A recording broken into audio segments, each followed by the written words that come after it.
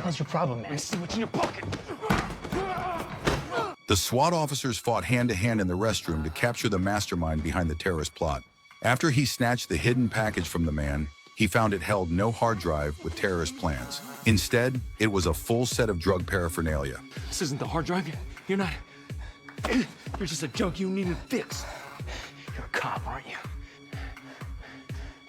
The hell did you just say?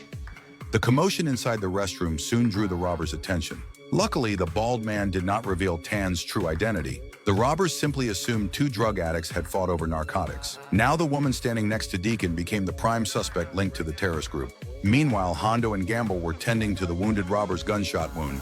The severe penetrating injury caused him unbearable pain, and he kept shouting insults. Davis, if he's not done in the next 30 seconds, I want you to shoot his sister in the head. He puts the gun anywhere near my sister, I'll let you bleed out right here in the lobby. Hondo's firm tone managed to intimidate the robber. He begged Hondo to treat his wound as quickly as possible. Stopping the bleeding on such a through-and-through wound was far from easy. To keep the robber negotiating with the police, Hondo and Gamble talked him round. They also suggested asking for supplies for the hostages to gain more trust from law enforcement. This would help the robbers get the bus they needed much faster.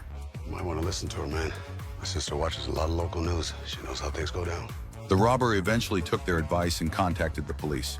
Commander Hicks soon sent over medical supplies and daily provisions. As a gesture of good faith, the robber handed over the hostages' wallets and passports.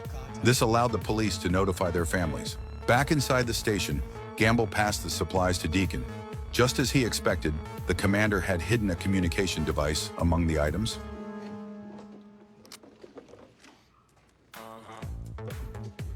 The man who had spoken to Tan earlier grew restless once again. He kept urging Tan to team up and take down the robbers together. Tan immediately turned down his reckless idea. Taking action against armed men would be nothing short of suicide. What the man said next sent a chill down Tan's spine.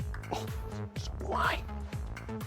Where'd you get that? He admitted that while Tan was distracted by the trouble with the drug user, he had spotted the SWAT weapons hidden in the flower beds. If the man acted rashly, the consequences would be disastrous. Tan was about to talk him out of it when one robber ordered everyone present to stand up.